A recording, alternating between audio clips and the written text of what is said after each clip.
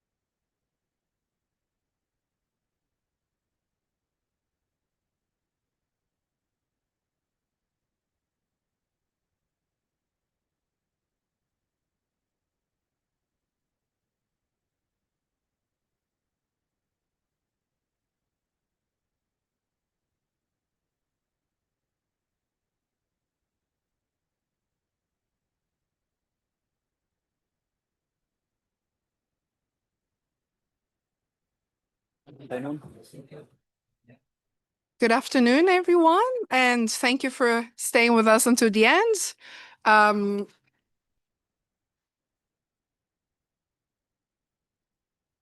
Thank you. I know it's been a long day, but I hope everyone's learning as much as I am with all these rich thematic sessions. Last but not least, Roland Beston is going to moderate our session on mutual recognition agreements across different sectors. So, Roland, you have the floor.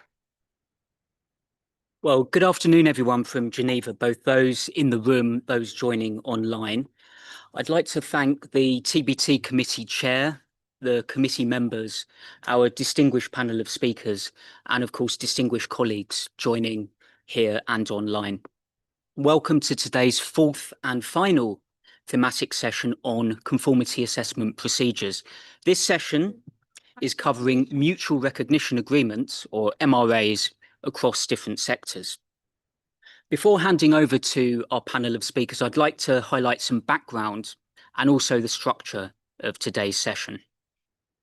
So for background, members use conformity assessment procedures, as we've heard throughout today, to assess whether products meet relevant technical regulations and standards which reflect legitimate objectives such as safety, health, or environmental protection. But where procedures differ across markets, exporters may need to subject some products to duplicative testing, inspection, or certification, which in turn may increase the trade compliance costs for businesses and potentially create unnecessary obstacles to trade. We also heard earlier about the 2024 TBT Committee Guidelines on Conformity Assessment Procedures. This was a document prepared by this committee to support regulators in the design of those procedures.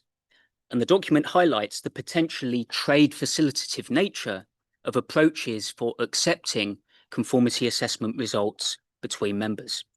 It also sets out certain elements that can be included in MRAs.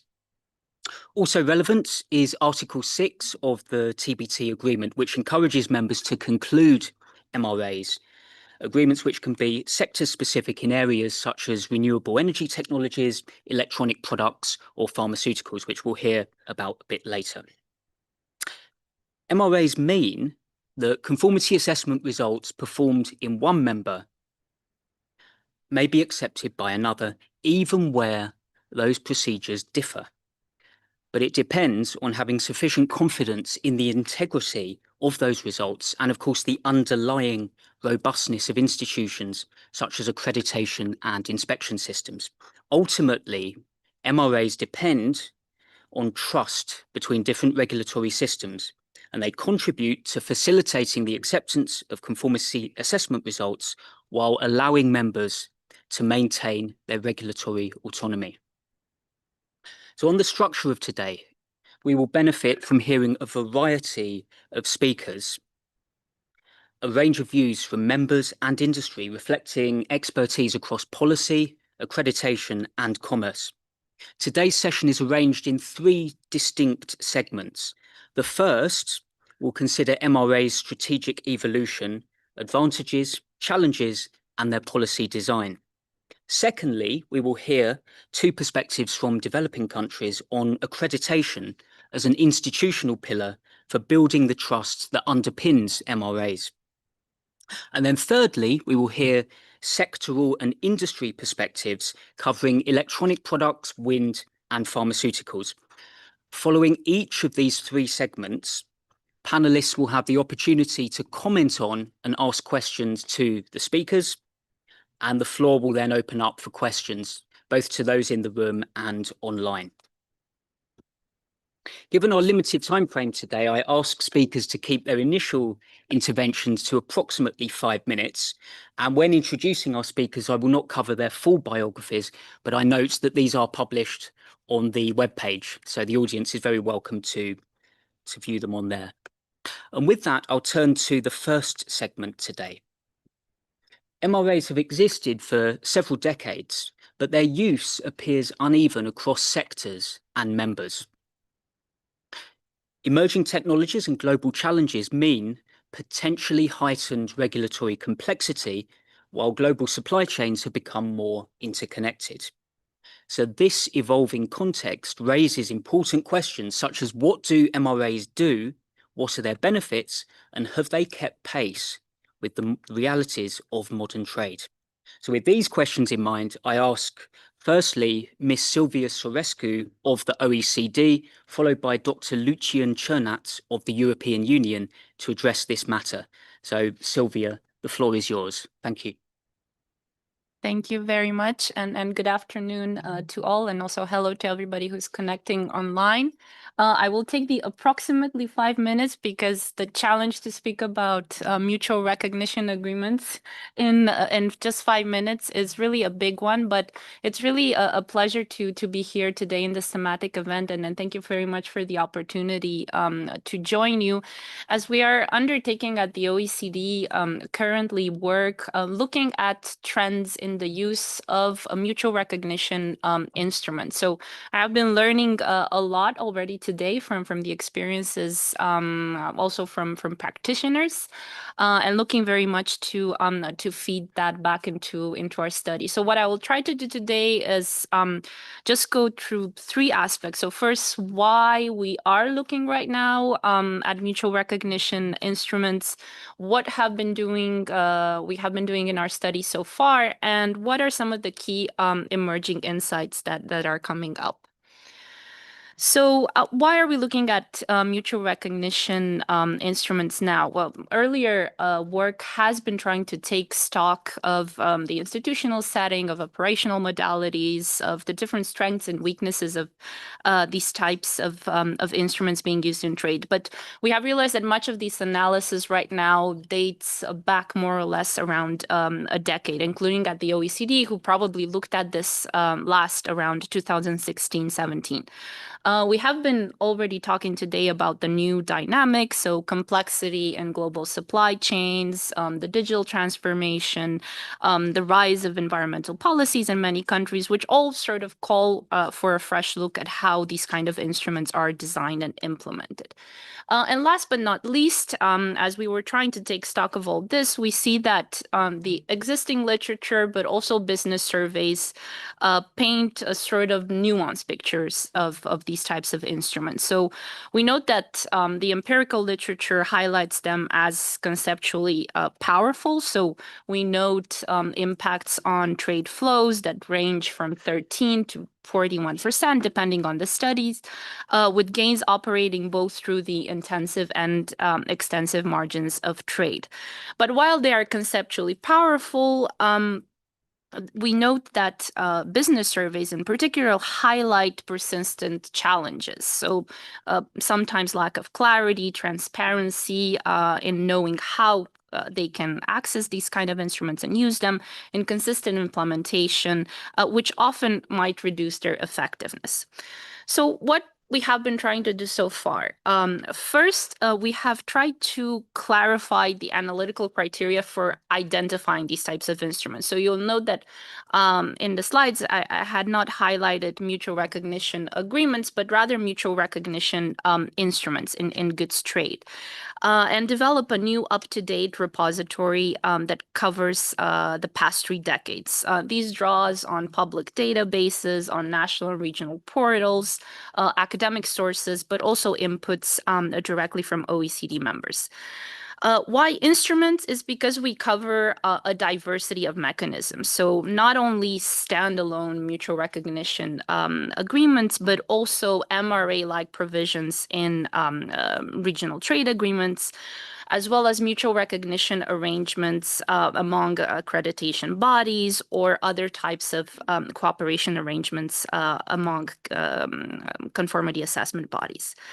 Second, using this repository, we try to examine the types of MRIs, their sectoral and regulatory coverage, their wide institutional frameworks, and their operational modalities writ large. So we look also in this sense mainly at instruments with what we try to capture as binding language. Why? Because most and so often for these, the text is available, so that allows us to delve deeper into these types of institutional frameworks and operational modalities. So in terms of the binding language, we have around 110 intergovernmental agreements and transnational arrangements in force in 2024. That said, more broadly, there are about another 140 RTAs which explicitly mention mutual recognition. Third, we also look at the links between these instruments and the broader trade facilitation environment. So I think this has come up in around the different presentations, that as trade increasingly depends on meeting these technical, sanitary, environmental related requirements, there's also a link to the effectiveness of border systems. So how everything incorporates back into digital single windows, into risk management, or interagency coordination frameworks. So that might deliver how these types of instruments can deliver their benefits in practice. What are some of the emerging findings? Again, keeping up to the 5 minutes in this sense is not straightforward. So first, we see that on trends, the standalone mutual recognition agreements do appear to remain the dominant and fastest growing mechanism, with the marked acceleration in their use since the late 2010. So these round up for around 60% of the instruments that we cover in the repository with binding language. We do include in the repository around 17% of all the coverage rounds up to regional trade agreements, which also include chapters or annexes with binding language on mutual recognition. But we also see that these are increasingly complemented by MRA provisions through expanding transnational accreditation arrangements. So that makes up of a quarter of the instruments that we have in the repository. In terms of the parties that are signatories to these types of instruments, we see that there is increasingly a growing prevalence of the instruments in Asia Pacific and also in middle income economies, likely reflecting these broader institutional transformation and rising supply chain complexity. We note as well that several lower to middle income economies have recently begun to conclude intergovernmental arrangements on mutual recognition, while transnational arrangements also bring together a much more diverse set of participants. So actually more than 60% of identified transnational arrangements in the repository include parties that come from lower income to middle income economies. On the sectoral scope, we note that particularly since around 2016, multi-sectoral mutual recognition instruments have expanded quite rapidly and now represent about 1/3 of all the instruments that we include in the repository. In terms of the specific sectors, it's electric and electronic equipment, telecommunications, medical equipment, and pharmaceuticals that account for the largest shares of sectors covered. And these are followed by other sectors such as machinery, construction materials, agri-food, and marine equipment. We note also in terms of sectors that growth has been especially strong in health-related and technology sectors in recent years, as well as in agri-food and organic certification. So perhaps a link to consumer safety and quality standards. Third, on how these kind of instruments manage evolving regulatory and conformity assessment systems. What we note is that approximately 65% of those that we include in the repository do cover provisions to create joint committees that are tasked with managing the mutual recognition commitments, facilitating dialogue between parties, and also reviewing the operation of the arrangement over time. For many, though, we do not find sufficiently detailed information on these types of institutional provisions. On engagement with traders and data gaps, most of the instruments that we include in the repository do not appear to benefit from sustained engagement with traders, or we lack perhaps also sufficient information on that. And more generally, data on the certificates issued and accepted does remain scarce. So overall, this does appear to limit the evidence-based assessment of their operation. So perhaps greater transparency, better data availability in this space, as well as closer interaction with traders could improve effectiveness and responsiveness to business needs, and thus highlighting again that it has been very useful to learn from the examples from practitioners.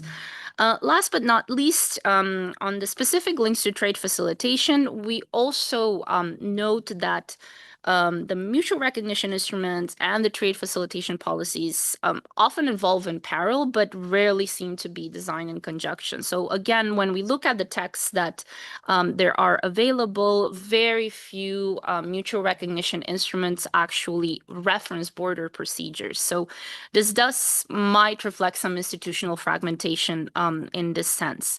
When we also think about the transnational arrangements among accreditation and conformity assessment bodies, which, as I was noting, represent about a quarter of the instruments that we cover, these generally do not impose obligations on border agencies to accept those certificates. So they might serve as confidence building mechanisms, but in terms of operational practices, they might foresee some challenges. So I think I will stop with that for now. And once again, looking forward to learning from fellow panelists and delegates, as well as practitioners. And again, 5 minutes on mutual recognition agreements is definitely not enough. So happy to follow up. Thank you again. Sylvia, thank you for that fascinating insight into the OECD's recent research. And I think one thing that was really striking is the sheer number and diversity of the arrangements that you've captured in it.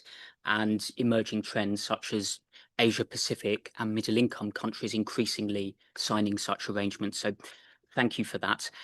And with that, I'll hand over to our second speaker for segment one, Lucian. The floor is yours.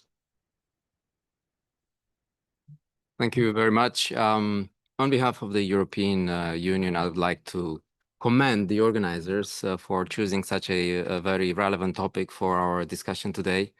I know we are at the end of the day and we have very little time to cover a lot of important instruments, but in my presentation, I would like to focus on only one subset of what Silvia tried to offer in 5 minutes. She tried to cover the world, and she tried to cover many instruments. I will try to cover only the European Union and only one specific type of instrument, which is mutual recognition agreements, that is international intergovernmental agreements, government-to-government agreements that try to eliminate the need for double testing and certification between trusted partners in specific sectors. So I work in Digitrade. I'm responsible for the implementation of our existing mutual recognition agreements, and essentially I'll try in the next 5 minutes to give you a distillation of roughly 3 decades of experience with mutual recognition agreements that we have obtained over the years. You will see these are essentially 20th century MRAs. We don't have a 21st century MRA in the sense that they are rather old, the ones we have, but that's probably one of the questions we can address in the Q&A session. Let me go straight into one of the questions that has been asked in the thematic session. Why are we interested in MRAs? What are the main benefits of mutual recognition agreements? And here in the title, I try to, as I said, distill some key policy objectives. Mutual recognition agreements can lead to trade expansion. They can guarantee export and trade diversification. And in the current trade context, I think supply chain resilience is also a very important policy objective for many countries, and MRAs can contribute to that objective. How can we obtain all these elements through a mutual recognition agreement? Now, first of all, as Silvia also alluded to, mutual recognition agreements can reduce trade costs. And I think it's important to distinguish between fixed costs, so costs that you will have as a one-off when you put a product in a market. You have to test it to begin with before you can actually sell it. But there are also marginal costs, and this is also very important, I think, in the type of R&D and innovative products. So essentially, MRAs allow firms that want to export their products to third countries to use the same conformity assessment procedure that they use at home, and based on similar procedures to place their products in other countries in full compliance, of course, with the laws and regulations of those important countries. But that the fact that you can test products at home lowers the certification and the testing costs, and it's not just a matter of money. Money is one issue, particularly for small and medium enterprises, and I'll come back to that. But very often, it's also a question of time. If you have to redo a certification procedure in a third country, especially if the kind of facilities that are available in a small market are limited, we're talking about months of waiting time. So time is money in addition to the actual cost of the procedure. The existing empirical work, not just across the EU, but also in the case of our mutual recognition agreements, indicate that the products that benefit from MRAs, the trade in these products can increase between 15 to 40%, depending on the specific product, depending on the market that we look at. And I think very importantly, and here comes the diversification angle, because of these fixed costs that can be prohibitive for a small and medium enterprise that wants to penetrate new markets, the fact that you can rely on your domestic conformity assessment infrastructure and the testing labs that you're familiar with, that reduces significantly the cost of first-time exporters for small and medium enterprises. And the probability of a company becoming an exporter increases by up to 50%. So I think this is a very important, often neglected element of an MRA, because I think we all want companies to become exporters. There are huge benefits in becoming a global player in terms of growth, innovation, etc. And this facilitation of SME participation in international trade also comes from this fixed cost element. If you are a small company that has to test a new medical device or a new innovative machine, and if you only sell a few items, the cost of certification can be prohibitive because you have to essentially introduce that cost in the price of one or two machines. Whereas if you have 1 million products, the same cost will become very small if you have a large scale production. So for SMEs, the exact same certification cost is far more detrimental, and it's a disproportionate cost. And MRAs can do exactly that, level the playing field between small and medium enterprises. And I know that for many WTO members, participation of SMEs is extremely important. In terms of supply chain diversification, the fact that now companies, when they engage in supply chains, they can choose different conformity assessment bodies. It increases the competition in this market, which in some cases can be quite concentrated. And that leads to efficiency gains. And as I said, this speed to market, the type of supply chain resilience that sometimes we've seen in very turbulent sort of crisis kind of events. You want to be able to place products on the market very quickly. And if on top of that you have certification delays, that makes the whole trade equation basically unsolvable for a small company. There's one important element that I wanted to flag because there's sometimes confusion about the impact of a mutual recognition agreement. Mutual recognition agreements, at least the ones we have concluded with our trading partners, they do not involve regulatory harmonization. They don't need any changes in our respective legislations. This regulatory autonomy, which we appreciate, is sometimes important, is fully preserved by the fact that you have an MRA in place. But you still facilitate trade by reducing this cost that I just mentioned. Now, that's all good, but now if we look at reality, sometimes we see that there are limitations and challenges. We've run over the last few years 2 comprehensive, statistically significant surveys in Europe to ask both companies, but also conformity assessment bodies about their participation, their experience with MRAs. And we have found a number of interesting insights. In some cases, companies potential benefiting from an MRA complain about the limited scope. They say, oh, I wish that MRA with country X had yet another sector, machinery or construction products or something else. So sometimes the scope of the MRA could be expanded, at least from a business perspective. Then there is another challenge, the fact that MRAs is not the most popular trade acronym. You will not see front page newspaper articles talking about MRAs, and therefore don't be surprised that half of your exporters would say MRA what? They may not know what an MRA is supposed to do, and they would lose those benefits by not having information about the MRAs. So we have that strong evidence from our surveys that many, many European companies, and I think we are proud of our ability to do advocacy, trade-related advocacy in Europe, and yet we have an information gap. We have, in the last couple of years, tried to expand this by introducing a tool called Access to Conformity. So it's part of a single window online trade facilitation tool. And then there are also implementation gaps. Sometimes it requires some regulatory, I would say, due diligence and an effort from different agencies to keep the MRAs alive. There is a bit of maintenance cost in order to be fully operational.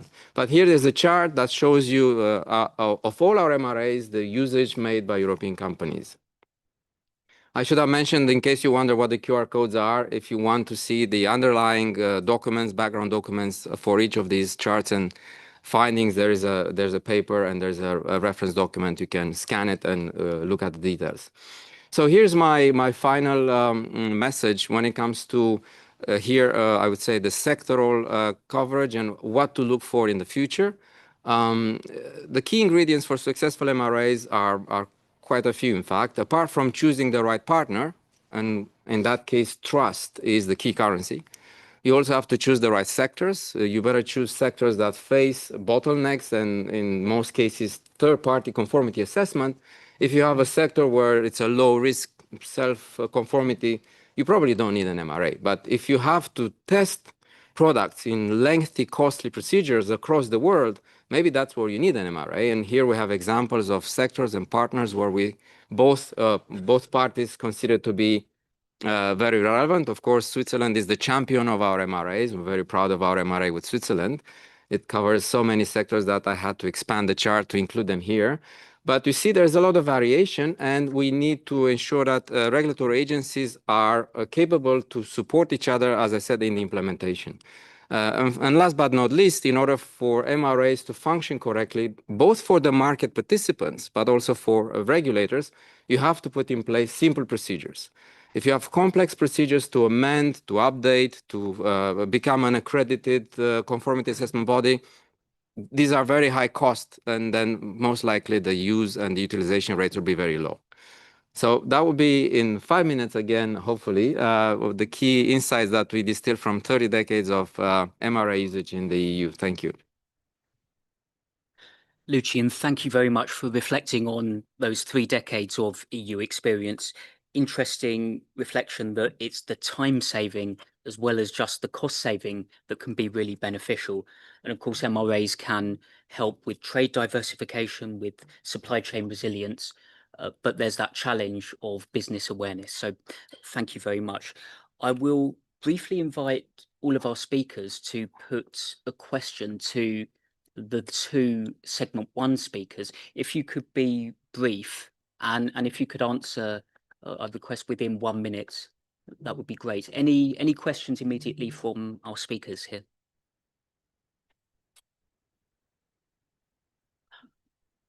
I will ask one very briefly. You mentioned about transparency, Sylvia, and there is a range of different documentation and guidance we've touched today on the TBT committee guidance.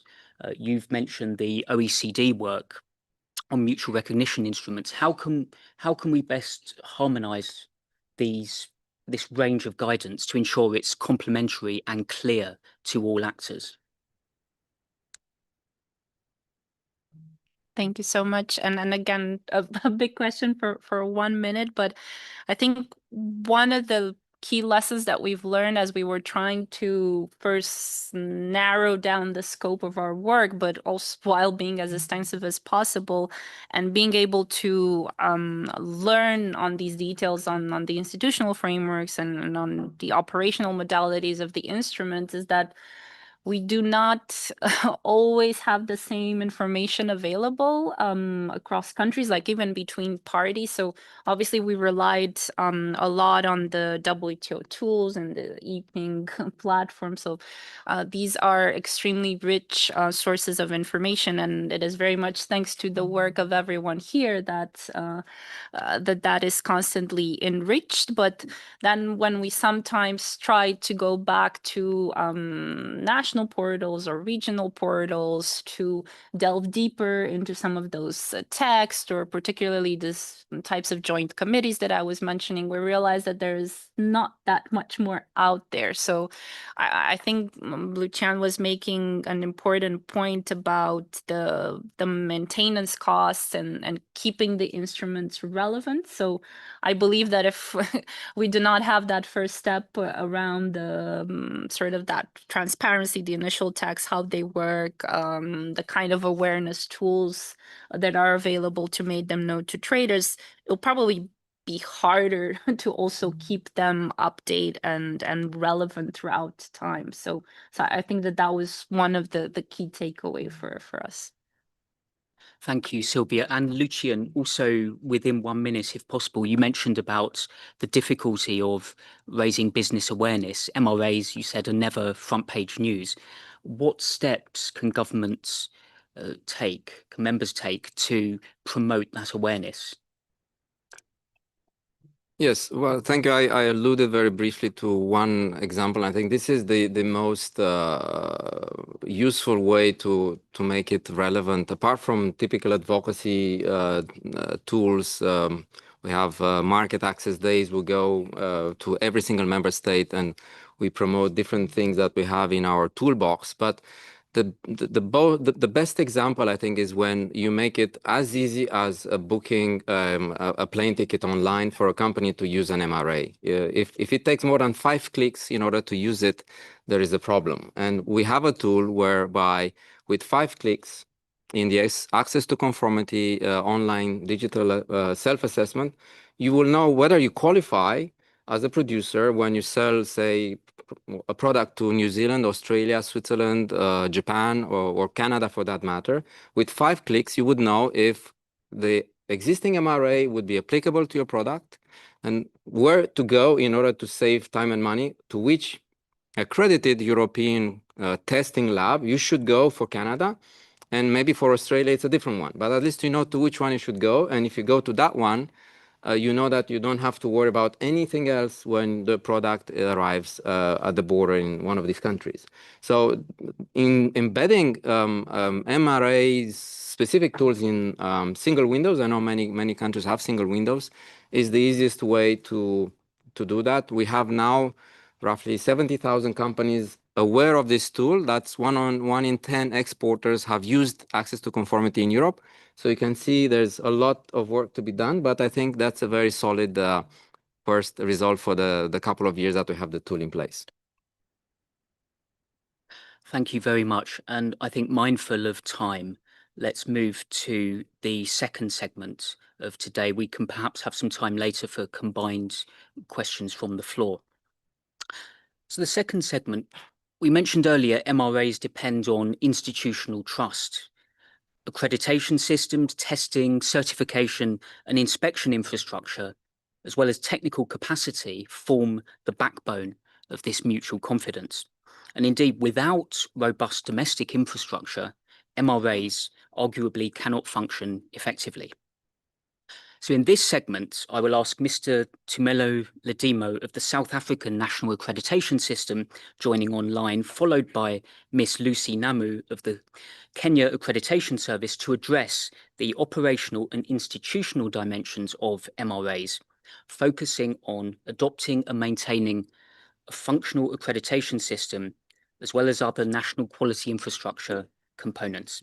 So to start with, Tumelo, joining from South Africa, over to you. Good afternoon. Thank you, moderator. Thank you, the chair. Can you see my slide? Yes, I can see clearly. Thank you. Yeah, as a point of departure based on the time allocated, I think it was good for developing countries to highlight that we do recognize the mutual recognition as a founding and importance in the trade agreement. As such, within our AFCFTA Article 4 and Article 5, we highlight the importance of those mutual recognition, and that there should be a promotion for mutual recognition and of the results for conformity assessment. And furthermore, that mutual recognition, we are putting it that it should be concluded on that. It should be concluded on those articles. And furthermore, in the SADC Development Community Authority, we further emphasize the importance of the mutual recognition for qualifying institutions in the member within the frame that are consistent and parallel to the international organization in those fields. Equally so with a trade agreement, economic partnership agreement with the SADC. But with those elements,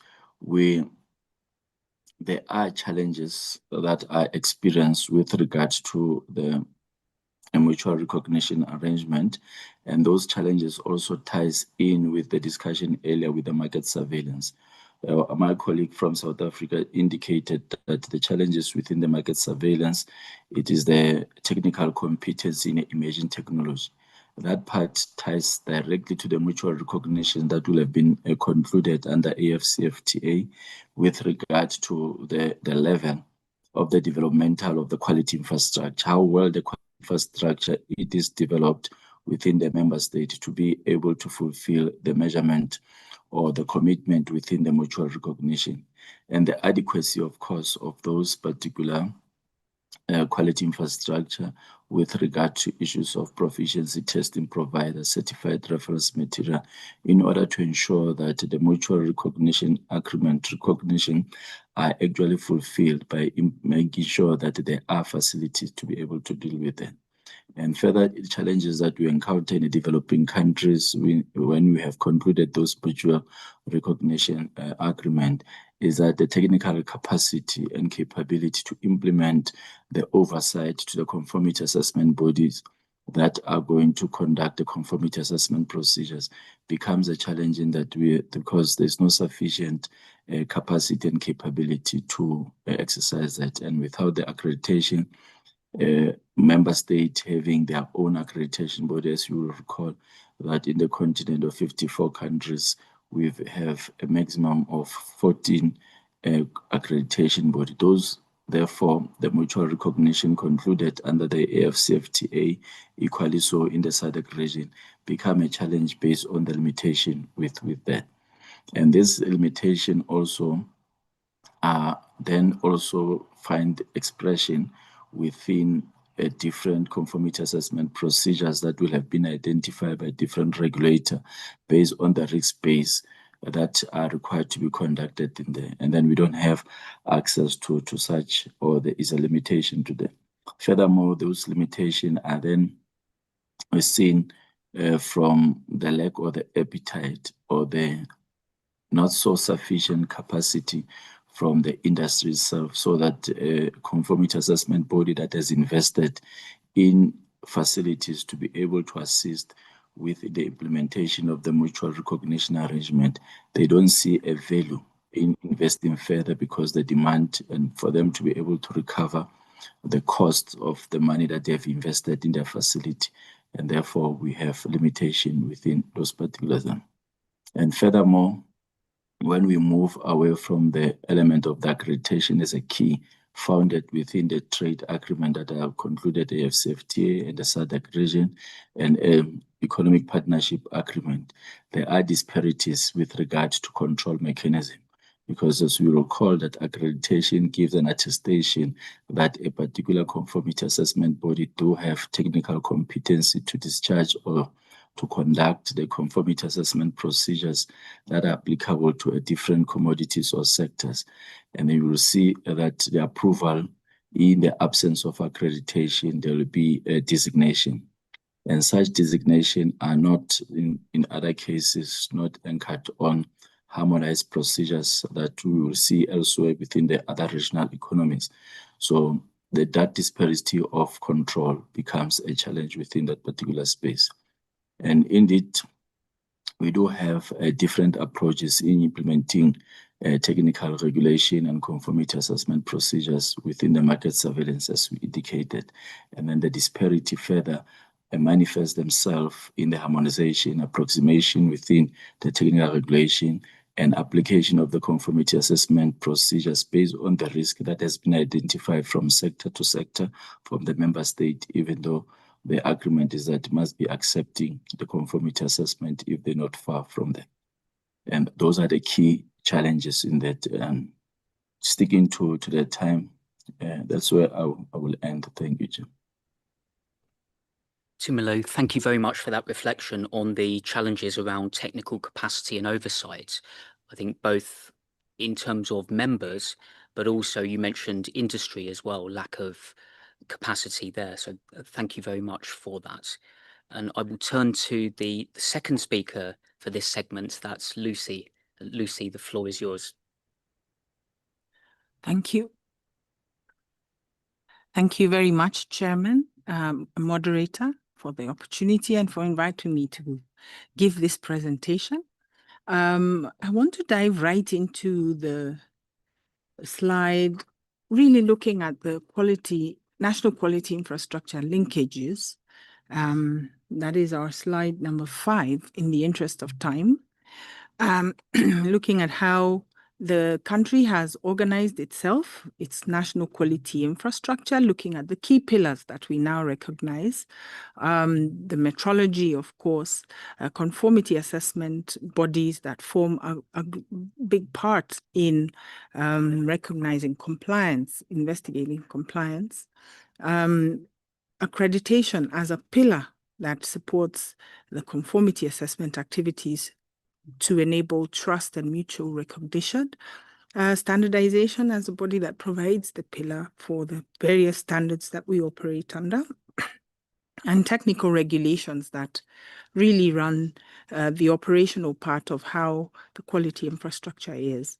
And all these may be moving into how they move is we have the bodies that operate within the national quality infrastructure for metrology as the Department for Weights and Measures, National Metrology Institute, that both look at legal metrology and scientific industrial metrology respectively, the Bureau of Standards, and of course the accreditation body that looks at accreditation in general. Now, one of the main developments that we've had in the last, I would say, 3 or so years is the development of the Kenya National Quality Policy, which brings together the quality infrastructure really to align and provide consumer protection to improve market access and trade through encouraging adoption of quality improvement practices. The policy also covers the pillars, of course, and how they come together, involving both the national and county governments, the 2 layers of government, and supported by the conformity assessment procedures to ensure that products within the country meet international, national standards and facilitate trade and investment. This framework ultimately is reliant upon the multilateral mutual recognition arrangements that are provided by accreditation to have the positive impact in trade in developing the various sectors and unlocking potential for especially our developing economy. Now, looking at just the opportunities that portend and how we have structured ourselves, I think traditionally as provided in many economies, the 3 main institutions looking at first the metrology arm that relies, of course, is the body that is involved in measurements, relying basically on the linkages with the BIPM and OIM to provide the regulatory bodies and the legislative framework on the legal and scientific metrology. On the other hand, we have the standards that are industry and sector-based that look at developing the various value chains to the market. But a key pillar in verifying compliance is the conformity assessment of what is traditionally quality assurance provided by the various service providers. These are anchored on really testing, inspection, certification that really rely on the mutual recognition arrangements provided by accreditation. So one of the things that we have seen in the last 2 years is that accreditation has taken a little more center stage, with the government now looking at relying on accreditation as a pillar for trust, and especially coming from some of the experiences we've had with some of the imported items that we've had in the country or locally manufactured that have been substantively below the expectation in terms of quality and performance of the products. So all these are reliable in that the quality aspects can be verified by the conformity assessment bodies. KENAS then has now been mandated to mandate accreditation for regulatory bodies that then is hinged on the mutual recognition arrangements provided by the ILAC and IAF, now merged, of course, to the Global Accreditation Corporation Incorporated. This is how, as a developing economy, we have now shifted the focus more to improve the quality aspects for manufacture and improving reliability on products and services that are in country. Still very rudimentary because relying a lot on accredited conformity assessment services that can verify compliance. Of course, this does not come without challenges. First of all, noting the need for capacity building. And really what we have seen is that within this new strategy that we have developed is to have more focus on looking at national improvement of quality and quality practices so that we have improved capacity of the sector players and at both levels of government. The inconsistencies in legal, regulatory, institutional frameworks are now being coordinated at what we're working as a Kenya quality policy to coordinate the efforts across the two levels of government, as well as provide insights and awareness of the quality infrastructure for implementation of quality policies, as well as the need for accredited conformity assessment activities. We're also looking at improving the coordination arm, which is provided under the activities of the quality institutions and laid out in the policy at both levels, and expanding accreditation to cover sectors. Now, KENAS, having been a mutual recognition arrangement member of the African Accreditation Corporation, as well as a signatory arrangement member of ILAC-IF, which is soon to complete the handover to Globac, is an advantage in that the results of conformity assessment activities become recognized across the various economies. However, we do have inadequate coverage for emerging markets and emerging needs. For example, sector-specific needs and requirements that make difficulty in achieving accreditation within a short time, which is where the mutual recognition agreements perhaps would be useful for us to explore and to improve on recognition across borders. There is also, I think we've had some very interesting success stories in the recent past. One of them was the initiative that we had of service providers to accredit to the ICAO CORSIA scheme to facilitate service delivery for the airline industry. And this was one of those that I think for us we call, we recognized as a big first. However, there are challenges in having inadequate coverage for emerging markets and needs, and therefore slow adoption of QI changes and risks that are posed when we do not have the mutual recognition arrangements covered in the various schemes that we offer for accreditation. And therefore, I think we look at this as an opportunity to grow within the quality infrastructure through adequate coordination and linkage with other institutions. I thank you very much. Lucy, thank you very much for that reflection covering the importance of accreditation. You also brought out there the links across other aspects of national quality infrastructure and the key role of the multilateral arrangements. I'll start with a question to the two speakers in this segment. If you could both answer within 1 minute each, please. And because of some of the challenges with resources that can be inherent, what do you think are the best ways for members to build accreditation and national quality infrastructure capacity, given resources can be challenging? And I'll start with Tumelo online.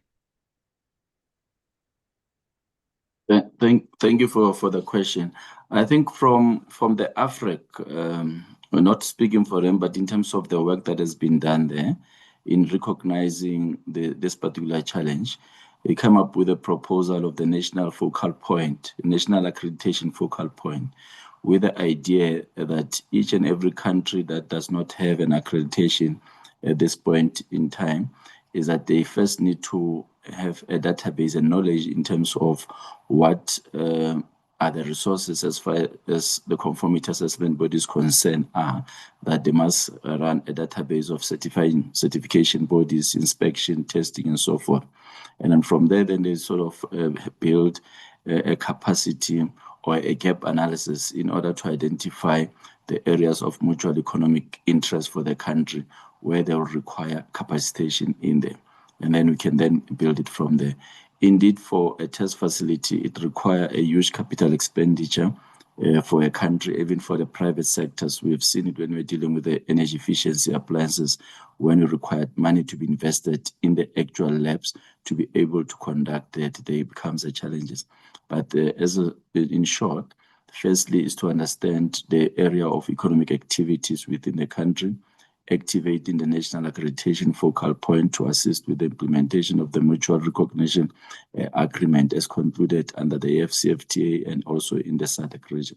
So that will be the first step and move from there. Thank you. Thank you, Tumelo. Lucy. Thank you, moderator. I think just as Tumelo said, building on the mutual recognition within the region would be very useful, looking at strengths that are offered within regional capacities. But more importantly, nationally, I think designation of centers of excellence that can be supportive to specific sectors and that build capacity for specific sectors so that we could look at building that mutual recognition arrangements for those particular centers of excellence in the light of limited resourcing and capacity. Thank you. Thank you, Lucy. And I'll leave it open to the floor for a question. If there are any questions, please be brief. And I ask the two speakers also to respond very quickly. I'll give it a few seconds. And I think we have a question in the room from Canada. Thank you. And thank you to the speakers for a very productive session. As we have heard, MRAs fundamentally rely on regulatory trust and confidence. So could you please share what are the best practices in sustaining that trust or confidence in your experience? And I would welcome a remark from any of the speakers. Thank you, and preferably within 30 seconds if possible. Thank you. Thank you, moderator. I think that's a very good question because a lot of the times this is where the rubber meets the road and trust is really it. First, of course, is the mutual recognition and trust provided under the pillar of accreditation. However, where there isn't much of an accreditable scheme or a solution for that trust, we have been having a lot of coordinated discussions within the pillars of the quality infrastructure so that we can actually see within the regulatory environment how to improve or how to build on the trust and really transparent discussions on some of the issues that we see coming up. Thank you. Thank you. Tumelo, do you want to optionally add your own response within 30 seconds, please? Yes, so of course, accreditation on trust. Fundamentally, we underpin it on three principles. One of technical competency, that we know those that are conducting conformity assessment procedures, they know what they're doing and they're able to produce repeatable results and reproducible results. And secondly, on the issue of integrity within that and transparency to that. Even outside the conformity assessment, the trust is built on the openness, transparency, and dependent on individuals and so forth. Thank you. Thank you very much. With that, we'll move to the third main segment today. And this covers sectoral and industry perspectives. As mentioned earlier, MRAs at their heart are designed to reduce compliance burdens, potentially saving businesses time as well as money. So a critical question is whether they deliver tangible benefits in the real world for manufacturers and exporters.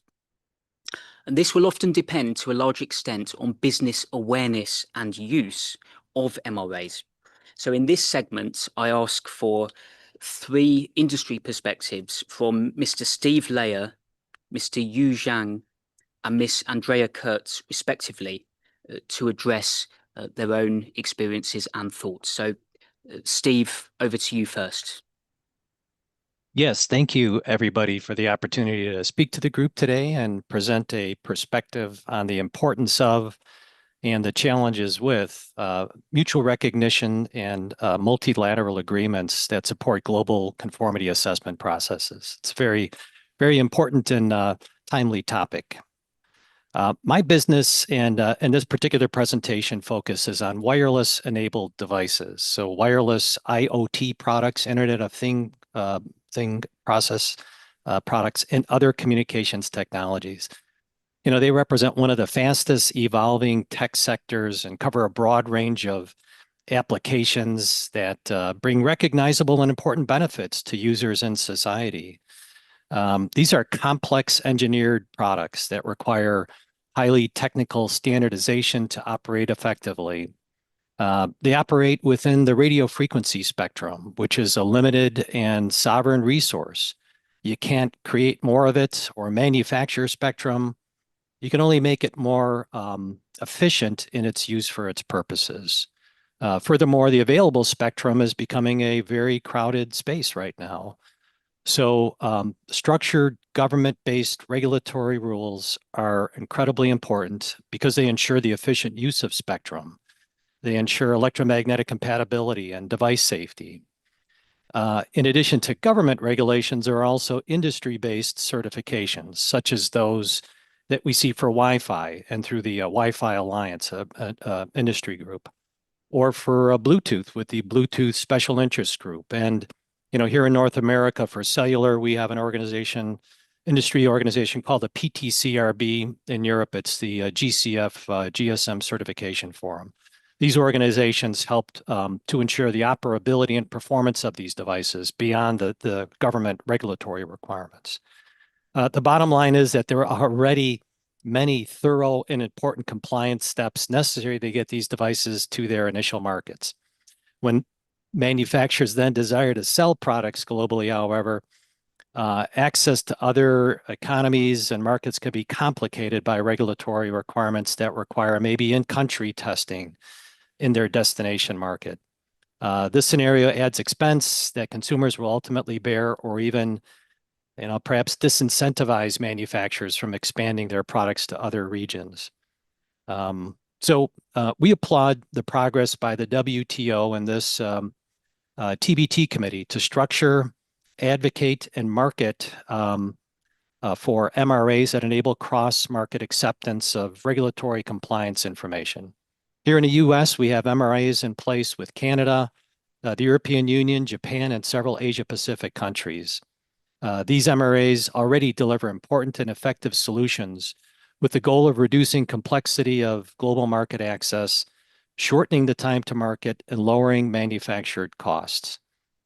For the global testing industry, the one I'm involved with, the ILAC MRA for recognition of laboratory competence has been a consensus model of success. It relies on the peer review of accreditation bodies, who in turn assess accredited laboratories to the foundational quality management standard of ISO 17025. The ILAC MRA establishes confidence in data acceptance and reduces the need for retesting and reinspection when entering different economies. We encourage government regulatory agencies throughout the world to embrace the market benefits of the ILAC MRA and adopt this approach over mandatory in-country testing for wireless devices and digital products. Additionally, we caution against perhaps layering other administrative conformity steps that extend beyond ISO 17025, which is the quality standard again for laboratories. For example, we absolutely appreciate the value of the IECEE CB scheme for mutual acceptance of safety reports. but we advocate against its expansion in scope to cover EMC and spectrum-related compliance, where these are already dealt with through government regulatory bodies. In these areas, the cost for accredited labs to participate in the CB scheme framework, again, while important for safety, adds expense, which again, ultimately passes to the manufacturer and consumer, but with perhaps some diminishing return. In marketing, I guess also for things like the CB scheme, we find that some manufacturers that we deal with are a little bit misinformed or uncertain about the scope and necessity of the CB scheme and how this relates to similar compliance steps associated with the CE mark, for example, in the European Union for the low voltage directive. A better statement of scope from the IECEE will help in this matter explain the necessity and the value of the CB scheme and its limited scope.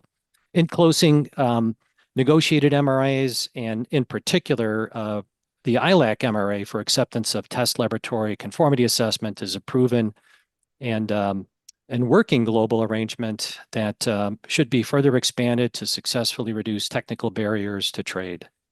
Thank you again, and I welcome your comments and questions. Thank you, Steve, for that perspective from on wireless and digital devices and mentioning about the role of MRAs in facilitating greater market access. Our second speaker for this segment before we go to questions is Mr. Yu Zhang from China, who is also joining online and covering the wind industry. The floor is yours.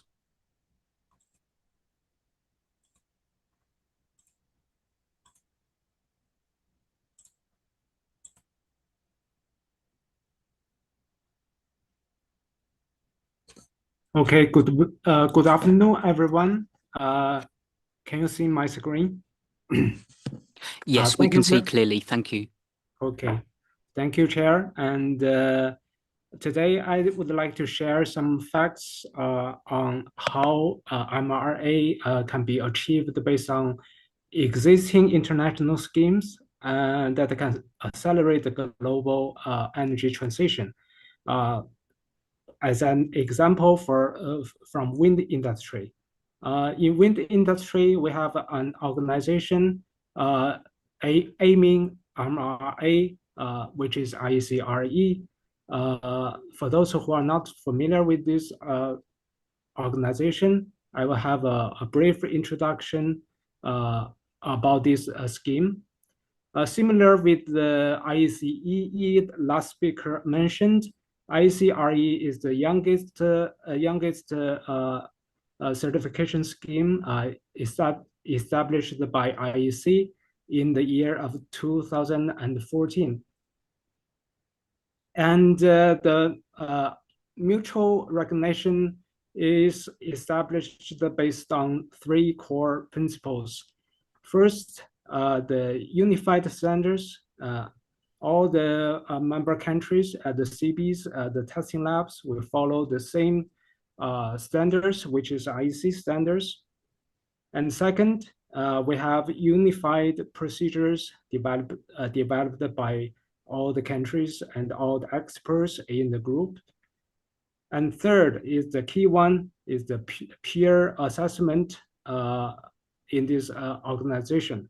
So to get accredited by this IECRE scheme, we sent experts to each other to assess our competitors' rules and procedures to ensure the same quality and mutual understanding between each other.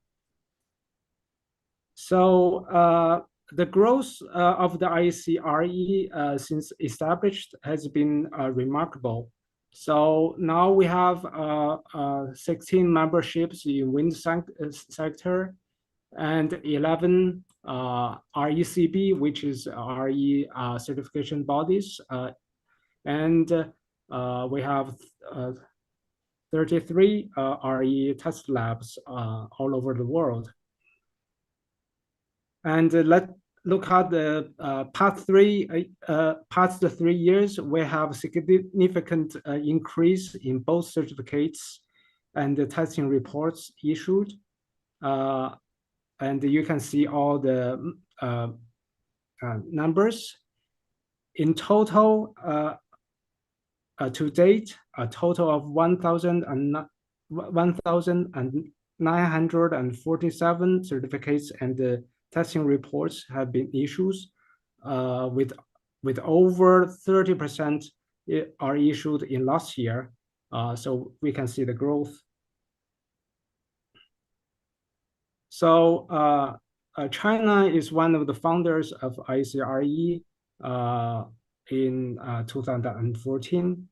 And now we have testing labs, testing infrastructure, and world-leading certification bodies. I'm from CGC, is one of the certification bodies in China, focusing on renewable energy. So now in China, we have 3 CBs, RECBs, and 5 RETLs. So those Chinese organizations are fully qualified and ready to serve a global market.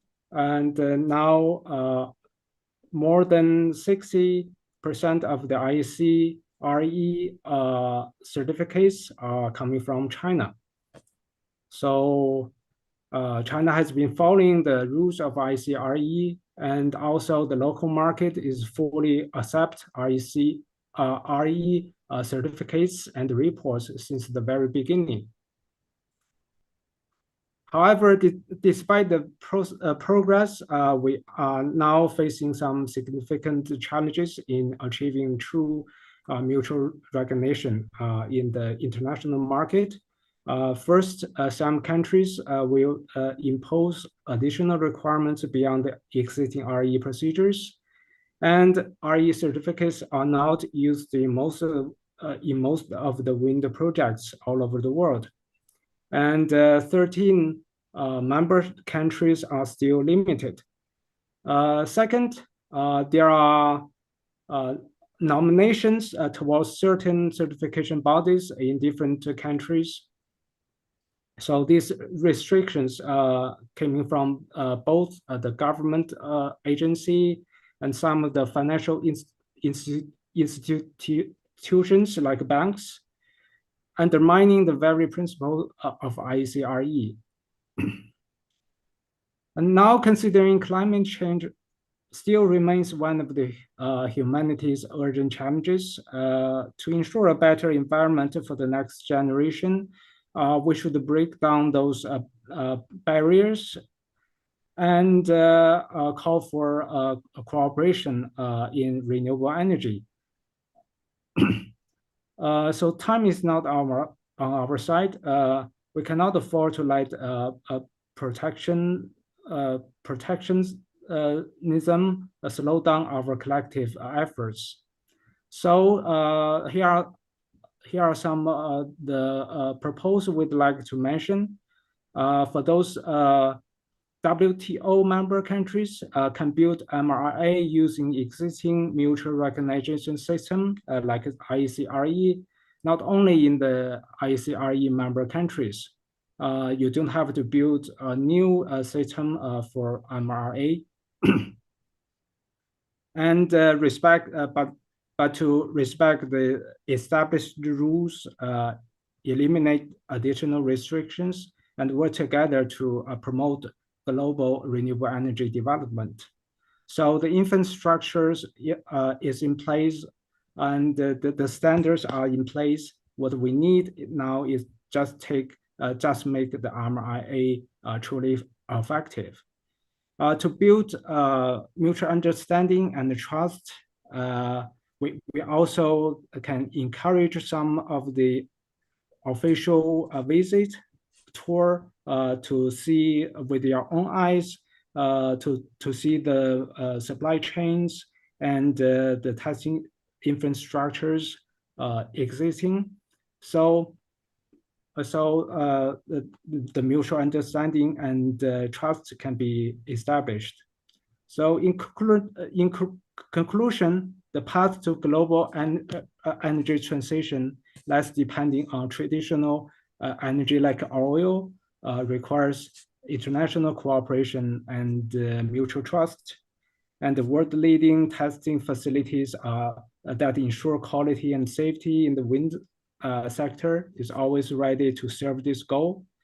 And if you need more information to understand IECRE, you can visit their website through www.iecre.org, and you can see all the rules, all the RECBs and RETLs, and also you can trace all the existing certificates and the testing reports on the website. So that's very convenient for the banks or the end users to use those documents. So thank you very much for your attention. Thank you very much for that perspective from the renewable energy industry, noting both the growth in certificates and conformity statements issued in recent years and also some of the wider challenges as well.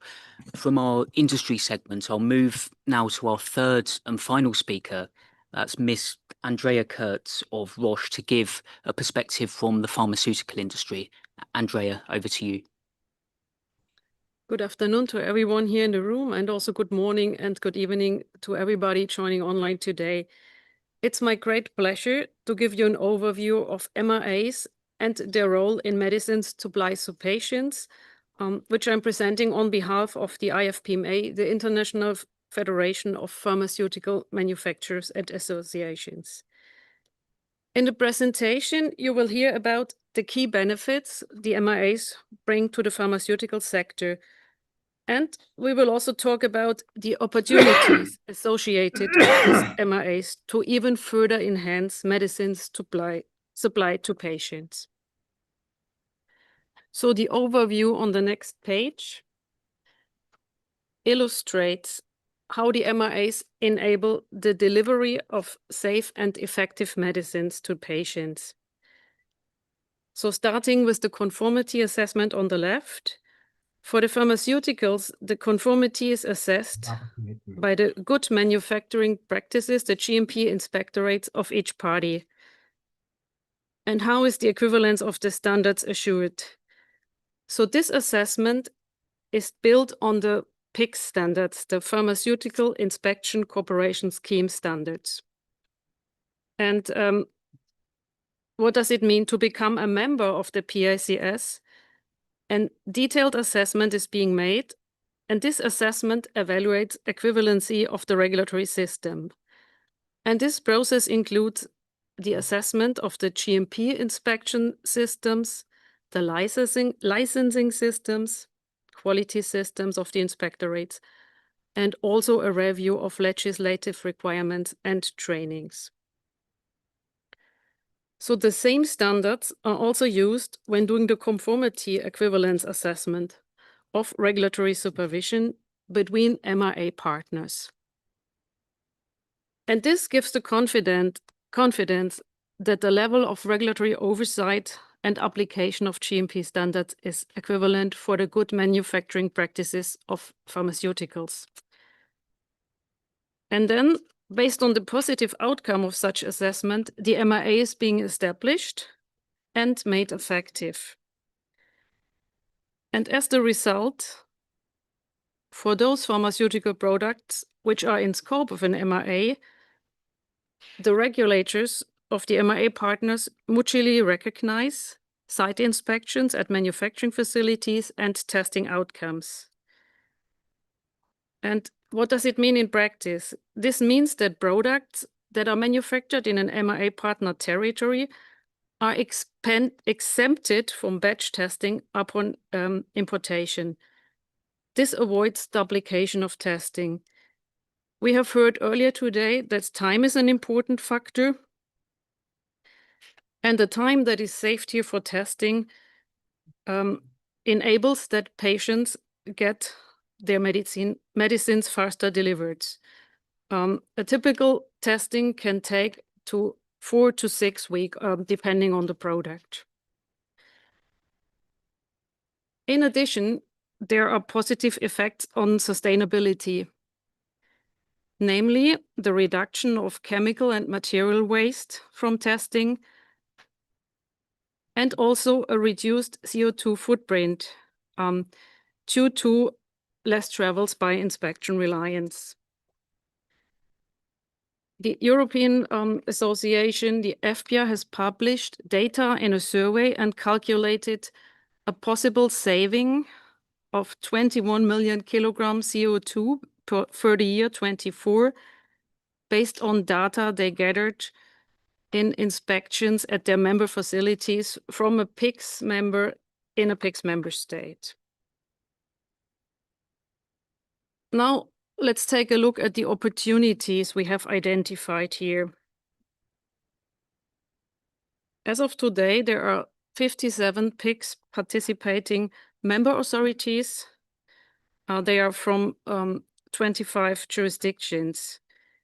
So, as mentioned earlier, the equivalence has been assessed as the basis to become a PICS member.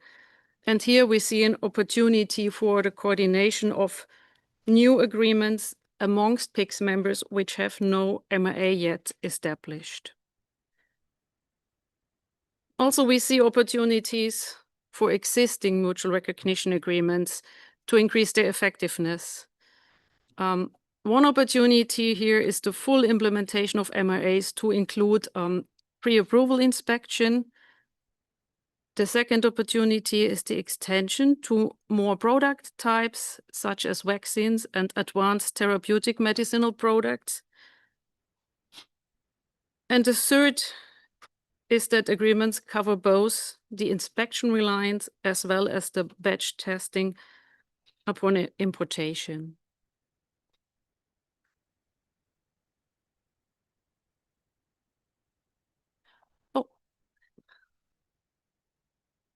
On this slide, we have summarized for you the resources this presentation is based on, as well as information for further reading.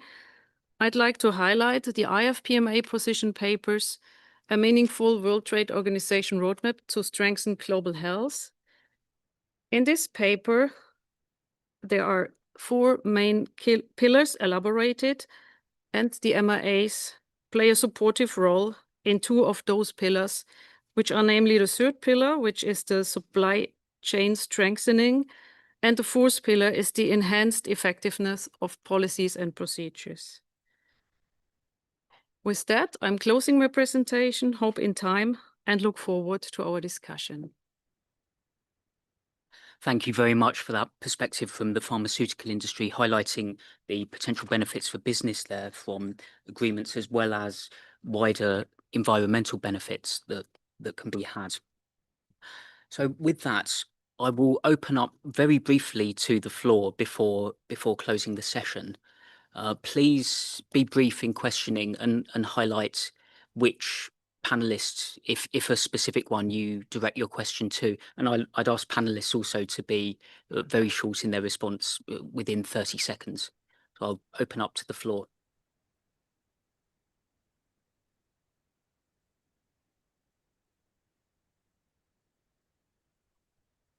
I don't see any questions. Are there any online? In which case, I will ask all of our speakers, our 7 speakers today across 3 different segments, for a key takeaway for policymakers. So the question is, within 30 seconds each, if policymakers could have one takeaway on MRAs, what would it be? And so I'll go with the order of speakers today. So Sylvia first, within 30 seconds.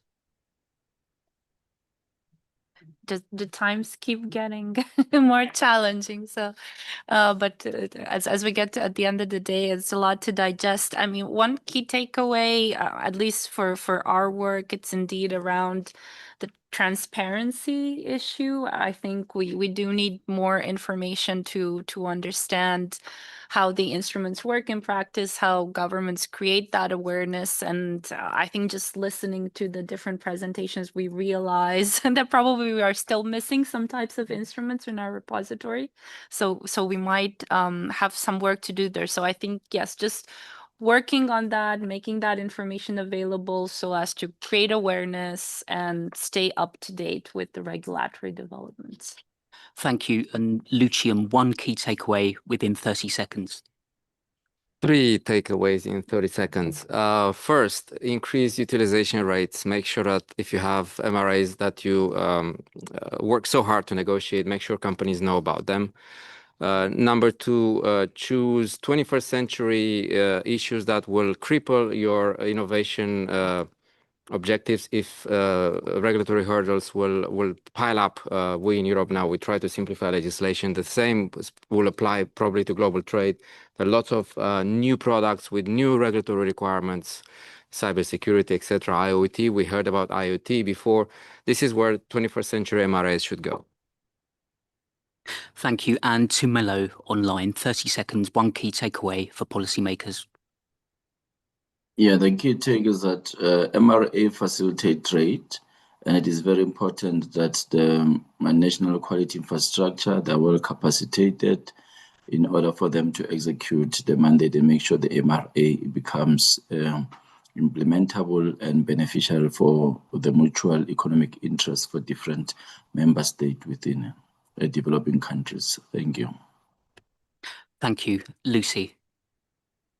Thank you, moderator. I think on my part, we cannot really under-evaluate the importance of accreditation in enhancing trust and reliable outcomes for conformity assessment procedures. However, in areas where there are no pillars or schemes available for accreditation as a pillar, the importance, therefore, in looking at transparency, in disclosure of information and sharing of information to enhance acceptance across various sectors or countries across borders is also a very important pillar that, regulatory bodies and governments could explore.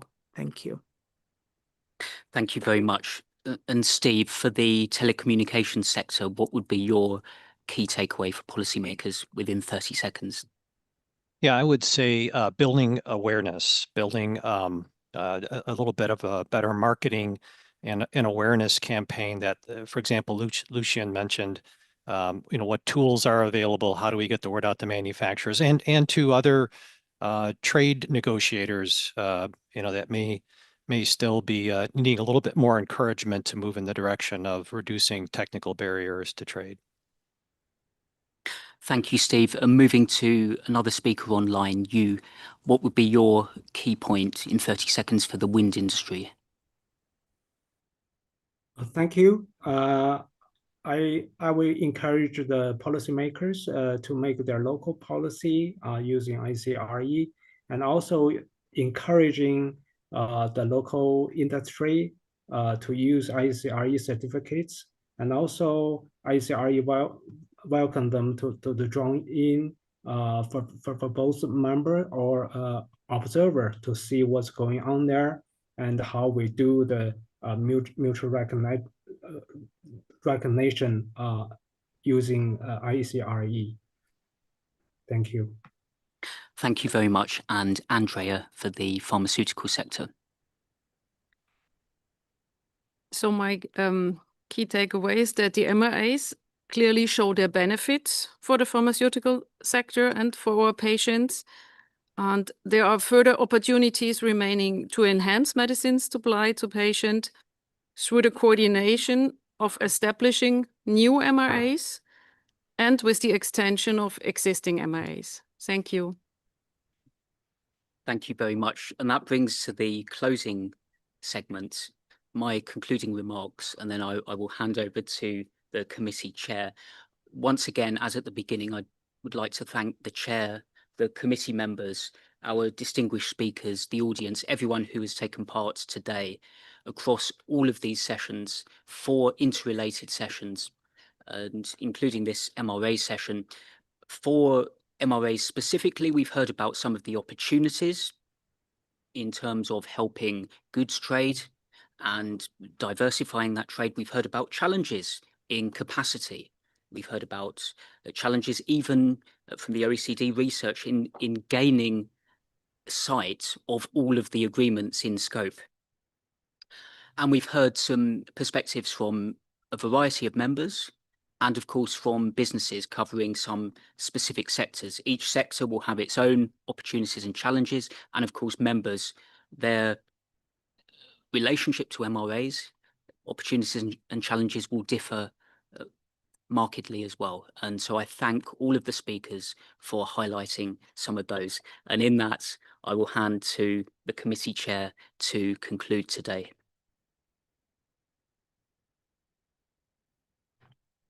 Thank you, Roland. I don't want to keep you in the room for much longer, but just a big thanks from me to Dana, Anna, Esther, and you for excellent work today moderating these sessions on our CAPS Day. I learned a lot on these different topics of CAPS. I hope you guys did too.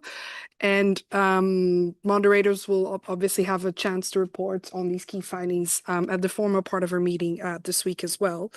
I do have a small message for you. So in my capacity as chair, I suggest that we wrap up tomorrow at 12:30 instead of 1, just to give a little bit of a breathing space to check your emails, catch up with delegations, maybe get a bit of sunshine outside, given that we have World Bank events starting at 1:30, preceded by lunch at 1.